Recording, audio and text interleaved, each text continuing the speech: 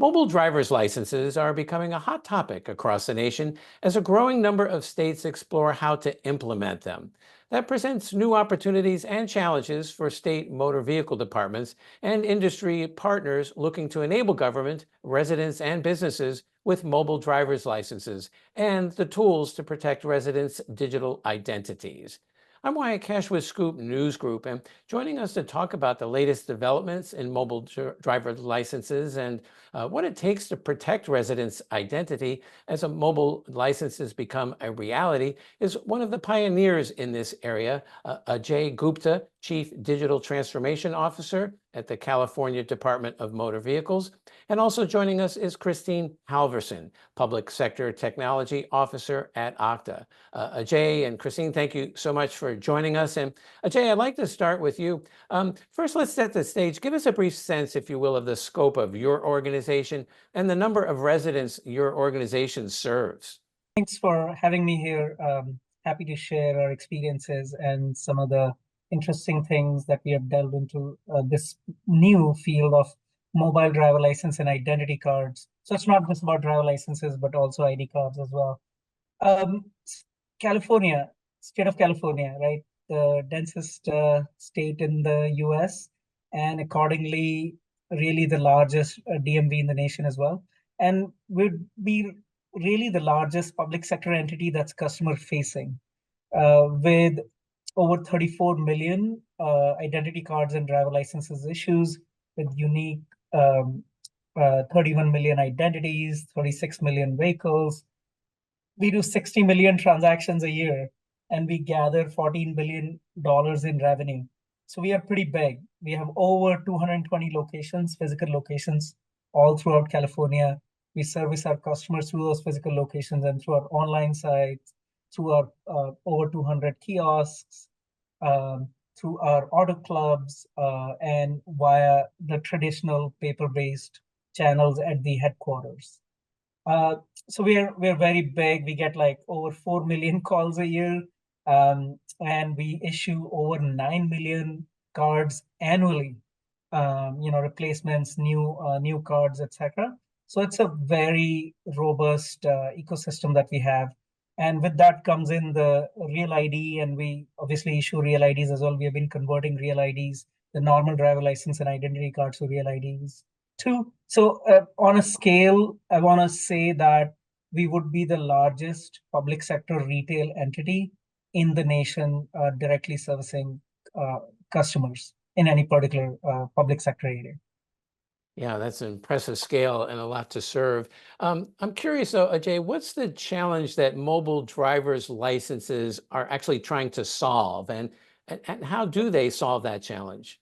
We have been over time, since the internet revolution, been living in this world as soon as B2B and B2C commerce came about, where whatever we could gather about customers' identity, we, as in service providers, created customer profiles and took some risk-based decisions that, well, customers providing this information, maybe that's good enough to think about, confirm that they are saying they are who they are, right? Who they're saying they are.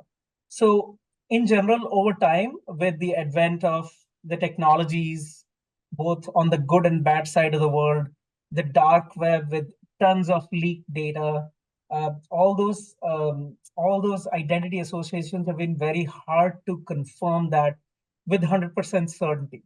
So this world where we live in, where you'll upload a copy of a driver license or a passport, etc., to verify your identity, and somebody in the back office would manually verify it, or will connect to our partners like third-party aggregators to get that information.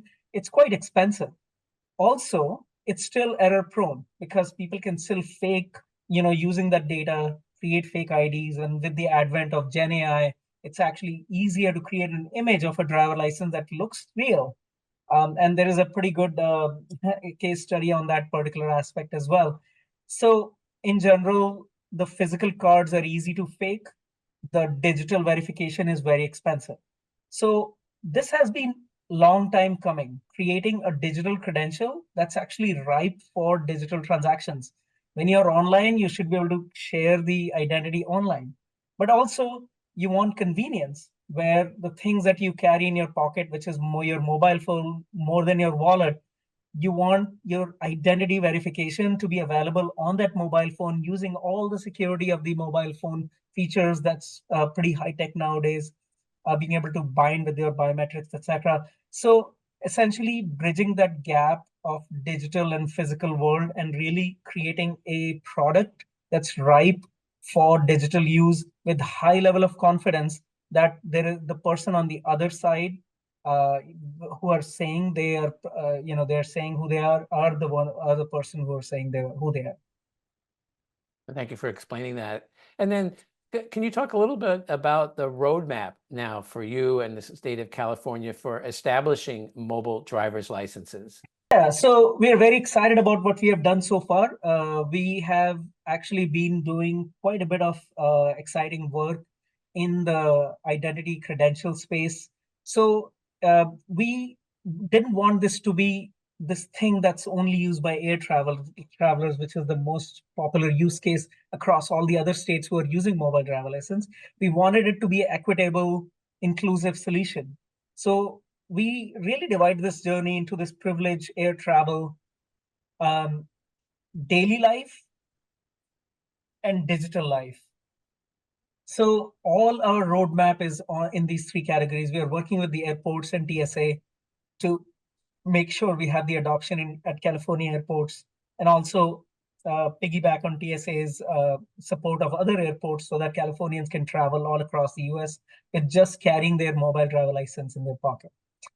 Um, But in terms of other people who are not really doing air travel, we have created and are in the process of creating some really exciting ways of using it. For example, you can go to a convenience store in California, select convenience stores right now, but thousands soon enough. We already have rolled out with our partners pieces of software that are now enabling convenience store clerks to be able to use it, but it's a matter of now training and getting them used to it. Working with POS vendors like Clover, Verifone, etc., and with this nonprofit called TrueAge, where customer can prove their identity in a fashion that the clerk does not necessarily need to know who you are. All they need to know is you are over 21. So there is a privacy preserving aspect of it too. Beyond that, given that we are in public sector, my passion is health and human services as well. We have been working on use cases where we can provide just-in-time identity, um, proof of identity to on a mobile device if they have it for disaster assistance victims or disaster victims, and also unhoused population as well who are looking to get services once they have an identity. Um, we are also, as you already know, at this point in time, we are already live with a California DMV wallet, which is our own open source wallet that we have created, which is available for the world to use, but also supporting native wallets. We've already gone live with Google and soon going live with Apple as well. So kind of piggybacking on that ecosystem. But in terms of actually the holy grail for us from identity verification is when law enforcement starts to use and accepts the mobile driver license. So we are working with law enforcement as well on various different ways of and safely consume mobile driver license during a road stop, online use cases, etc., so that the customer really can be plastic free at the end of the day. And then from digital life standpoint, we have already gone live with the very first passwordless login use case on our own website, California DMV, ca.dmv, dmv.ca.gov has a online way to log in, but it uses MDL, so it's a passwordless access. And then on top of that, we have some transactions that have been enabled where we previously used to ask for driver license. Now you can also provide mobile driver license as well. On top of that, we are working with financial industry and so healthcare, etc., for KYC use cases, for just identity verification use cases online, but also working with other departments who are looking for these benefits where you reduce paper, reduce manual identity verification use cases, and reduce cost of identity verification for each department in California, so at a macroeconomic level, you have some serious savings because each department is not going to aggregators and verifying the information. There is this single decentralized way of getting the information verified with an interaction between the holder and the verifier or the relying party, whatever you want to call it. So there's quite a few use cases that are in play, both in commercial sector as well as in private sector as well. Well, Christine, let me bring you in here. I think one of the interesting things that Jay's talking about here is all the multiple ways identity can and potentially could be used. But clearly, having the right identity solutions at the center of this has got to be pretty critical. Talk to us a little about where you see modern identity solutions supporting mobile driver's license efforts like Jay's trying to build in. And additionally, like, how does that also improve and expand the user experience for residents? Yeah, and Wyatt, I think this question goes into everything Ajay just talked about, right? It's really good, breaks down to the use cases, and Okta has really been working with the states who are starting or are in their mobile driver's license journey. And so we're helping to build, like Ajay mentioned, those digital credentials within the mobile driver's license verification. And where we want to continue to support the efforts within the states to ensure that, right, it's secure, there's ease of use, there's flexibility, and that in also ensuring that as an identity broker, we're understanding those unique use cases of each state because each state has their own unique use case. Most of it's the same, some of it's different. And so that we can, we can build into our platform the ability to support the states in achieving the successful outcome that Ajay just talked about. And as you heard, right, Ajay is definitely a trailblazer here with the mobile driver's license, and the landscape is continuing to evolve every day. And that's where Okta is continuing to support. So what we do is at Okta, we take on the role as a verifier in the mobile driver's license lifecycle. And we know how important it is to build security from day one, especially having that tamper evident features, and then also building with OpenAI standards for the flexibility required in deploying mobile driver's license. And even the device association is really important for us. And then additionally, states will need quality controls right around this in the way of governance and compliance, which is also built into a modern identity platform with that continuous authentication and security for the goal of ensuring the protection of the resident's identity in their mobile driver's license and online. I mean, listen, as a resident myself, I live a digital life right now, like Ajay was just talking about. I unlock my car with my phone. I get on the plane with my phone. I pay for groceries with my phone and other things. So my expectations of having those same service provided by the state have increased, and it's where the mobile driver's license meets those expectations. And as a resident using a mobile driver's license in the near future, they will see an improvement and expansion of the resident user experience through building trust and providing a more secure experience, as Ajay talked about, less fraud, right? And having that frictionless and secure user experiences. And then the accessibility for all is really important for us here at Okta, making sure that everybody has access, right, to secure identity solutions. So I think, it's definitely a journey we're on, and we're all excited about increasing the better interactions with state governments and their residents in this space. And this next question is for both of you, if you will. First, Christine, what are some of the primary challenges that you're seeing for states that are trying to get up to speed here in developing and deploying a mobile driver's license system? I think the challenges are, developing and deploying a mobile driver's license system. Jay makes it sound so easy, and it's not. It really requires complete correct collaboration between the states and software vendors to build out the appropriate tech stack, right? That will provide everything that's needed, such as that security I talked about, the governance, compliance, and privacy, all while providing that frictionless and expanded user experience for the residents. And it seems like, again, that's easy. It's not. And I think the hardest part is just getting started, but not getting too far over your skis, as they say, right? Instead, take the lead from Ajay, where he is starting with very specific use cases while ensuring he's building security, privacy, and governance into each use case. And then once each use case shows a success, you can see he's iterating very quickly on those and expanding to include additional residents and businesses. So really from a SaaS provider perspective, Okta wants really to help start on your journey if you haven't yet on your mobile driver's license program, as we can provide those essential components to being the verifier in your process. And we have dedicated resources who specialize this, who can really help, because we realize the importance in the mobile driver's license in providing more security and those essential services to the residents of the states. And then Ajay, what challenges did you encounter that you might share with those in other states that are trying to follow this same path? Yeah, so Christine, maybe I did make it sound easy, but no, I agree, it's not an easy journey. Yeah, no easy There button, is right? There's there's a no lot easy of button for this. yeah, there's a lot of collaboration there. So there is the standards bodies, right, that are kind of sitting on the side, making the decisions. Uh, us making sure that we understand those standards. So AMBA has helped put together this implementation guide, which kind of interprets the best practices. You may choose to follow all of them, or you may choose to follow some of them, but that implementation guide is available for the states to follow. Um, on top of that, there are additional standards that are available. So looking at the market beyond what the US is doing, EU has done some work already in the past, learning from that experience. Canada has, Australia is doing the same as well.